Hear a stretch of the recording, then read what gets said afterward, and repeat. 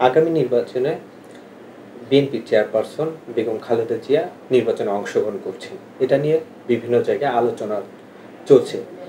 এই বিষয়টাকে আপনারা বিএনপি কিভাবে দেখছেন?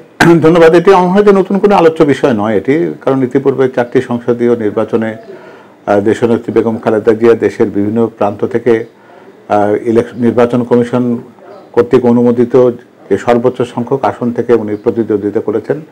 প্রথম 3টিতে উনি 5টি করে সর্বমোট 15টি এবং সর্বশেষ যেখানে তাকে 3টি আসন থেকে নির্বাচন করার সুযোগ ছিল সেখান থেকে উনি 3টি আসনেই সর্বমোট 18টি আসনে প্রতিদ্বন্দ্বিতায় সবগুলো আসনে তিনি বিজয়ী হয়েছিলেন। আর এই মুহূর্তে দেশনেত্রী বেগম খালেদা জিয়া কিন্তু শুধুমাত্র একটি দলের নেত্রী, এটা বলা ঠিক হবে না। তিনি বর্তমানে দেশের নেত্রী এবং দেশের অভিভাবক, আমরা রাজনৈতিক অভিভাবক তাকে বলতে পারি। কারণ তিনি স্বৈরাচারের বিরুদ্ধে তার সবল কণ্ঠে, সোচ্চার কণ্ঠে যেভাবে নিজেকে সকল কষ্ট যন্ত্রণাকে তিনি নিজের ভিতরে যেভাবে আত্মস্থ করেছেন, তিনি কারাবরণ করেছেন, একটা সুস্থ মানুষ জেলে গিয়ে পরবর্তীতে দুরারোগ্য লিভার অসুখে আক্রান্ত হয়েছেন। এই সব কিছু মিলে তার যে একটা অসম্ভব একটা মহীয়সী একটা অবস্থান, মাতৃরূপী যে অবস্থানটা, সেটা দেশের মানুষ পছন্দ করেছে। তিনি যত শত দুর্যোগেও দেশ ছেড়ে কোথাও যাননি। ওয়ালটন এখন দেশের সীমানা পেরিয়ে পৌঁছে গিয়েছে 50টিরও বেশি দেশে। ওয়ালটন, ঘরে ঘরে, বিশ্বজুড়ে। এবং তিনি স্বল্পভাষী, তিনি কখনো প্রতিশোধ পরায়ণ এরকম তার কোনো আচরণের প্রকাশ পায়নি। তো সব কিছু মিলিয়ে যেটা হয়েছে যে তাকে দেশের পক্ষ থেকে এখন সম্মান জানানোর একটা সুযোগ তৈরি হয়েছে। জনগণ তাকে যে ভালোবাসা, তাকে যে স্নেহ এবং তাকে যে শ্রদ্ধা তারা জানাতে চান, সর্বস্তরের জনগণের কথা যদি আমি বলি, সেটির বহিঃপ্রকাশ করার একটা সুযোগ এসেছে আগামী জাতীয় সংসদ নির্বাচনে। সেজন্য তার এই নির্বাচনে অংশগ্রহণ করার মধ্য দিয়ে জাতির জন্য একটা সুযোগ সৃষ্টি হয়েছে যে যেন আমরা সবাই যেন ঋণমুক্ত হতে পারি। তিনি এই জাতির জন্য গণতন্ত্রকে প্রতিষ্ঠিত করার জন্য, ভোটাধিকার প্রতিষ্ঠা করার জন্য তিনি যে পদক্ষেপগুলো ইতিপূর্বে নিয়েছেন এক দেশের প্রধানমন্ত্রী হিসেবে, সেগুলোকে সম্মান জানিয়ে, সেগুলোর প্রতি শ্রদ্ধা জানিয়ে জাতির কৃতজ্ঞতা প্রকাশের যে সুযোগ, সেটি হচ্ছে আগামী নির্বাচন। সেই বিবেচনাতেই তিনি কিন্তু নির্বাচনে অংশগ্রহণ করছেন। নির্বাচনে যেহেতু অংশগ্রহণ করছেন, উনি কি নির্বাচনী প্রচারণায় অংশ নেবেন কিনা?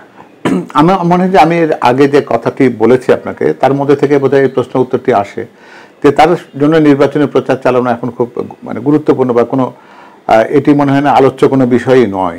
এ কারণে হচ্ছে যে তিনি নির্বাচনে অংশগ্রহণ করছেন, এটি হচ্ছে জনগণের জন্য সবচাইতে বড় আনন্দের এবং সবচাইতে বড় প্রত্যাশা পূরণের জায়গা। এবং সেখানে উনি নির্বাচনের প্রচারণায় অংশ নিলেন কি নিলেন না সেটি বড় নয়। হয়তো আমরা আশা করব তিনি তার নির্বাচনী এলাকার জনগণকে কেন পুরো বাংলাদেশের সকল গণতন্ত্রকামী মানুষের প্রতি তিনি একটা নিশ্চয় শুভেচ্ছা বার্তা অবশ্যই দেবেন। আমাদের মনে হয় যে তিনি তার নিজের কর্মজীবন দিয়ে যে তার যোগ্যতাকে যেভাবে দেশের মানুষের কাছে প্রমাণিত করেছেন, সেখানে ওই গুটি কয়েকদিনের নির্বাচনের প্রচারের মধ্য দিয়ে তাকে আলাদা করে দেশের মানুষের কাছে চেনাবার বা পরিচিত করবার কোনো প্রয়োজন নেই। সাধারণ তার যে জনপ্রিয়তার জায়গা আছে, যেখানে দেখা গেছে সে যখন বিদেশে চিকিৎসা নিতে গিয়েছেন এবং ফেরত আসা যে জনসমর্থন, যা জনস্রোত আছে, তিনি যদি মাঠের প্রচারণায় যায়, অনেক দিনের আকাঙ্ক্ষা তাকে কাছ থেকে দেখা, এটা জনসাধারণ মিটবে কিনা, এই জায়গা থেকে সুযোগ আছে? আমি বুঝতে পারছি আপনি যে আঙ্গিক থেকে বলছেন, হ্যাঁ সেক্ষেত্রে তো অবশ্যই কথাটি হতে পারে। প্রথম যে বিষয়টি আমি উত্তর দিয়েছিলাম সেটা কিন্তু ছিল একটা সার্বিকভাবে দেশের মানুষের যে তার প্রতি ভালোবাসা আছে, তার প্রতি যে শ্রদ্ধা আছে, তার বহিঃপ্রকাশ করার জন্য তারা কিন্তু কেউ উনি প্রচারণায় এসে ভোট না চাইলে তাকে আমি ভোট দেবো কি দেবো না এরকম সিদ্ধান্তর জায়গা যেহেতু নয়, সেটা আমি ওই প্রাসঙ্গিকতায় ছিল না। আর দ্বিতীয় যেটা বলছি আমরা, হ্যাঁ তার শারীরিক অবস্থা যদি সেরকম তাকে সুযোগ দেয় যে তিনি জনসমক্ষে এসে প্রচারণায় সরাসরি অংশগ্রহণ করবেন, সেটি নিশ্চয়ই ইনশাল্লাহ আমরাও আশা করব। তার সুস্থতা সেই পর্যায়ে গেলে নিশ্চয়ই তিনি জনগণের সামনে তার শুভেচ্ছা বার্তা নিয়ে হাজির হবেন।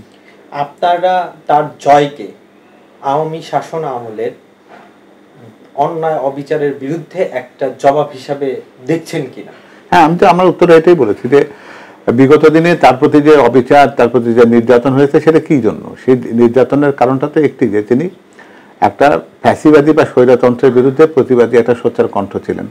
সেই কারণে তাকে কি করতে হয়েছে? তাকে গৃহহীন করা হয়েছে, তাকে বাড়ি থেকে উচ্ছেদ করা হয়েছে, তাকে অন্যায়ভাবে কারা অন্তরীণ করে রাখা হয়েছে, তাকে বিনা চিকিৎসায় তাকে গুরুতর রকমভাবে অসুস্থ বানিয়ে ফেলা হয়েছে।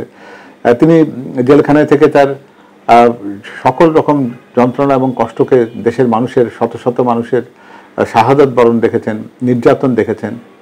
তিনি এর মধ্যে তার এক পুত্রকে হারিয়েছেন, আরেক পুত্রকে তিনি দেশান্তরী হতে দেখেছেন।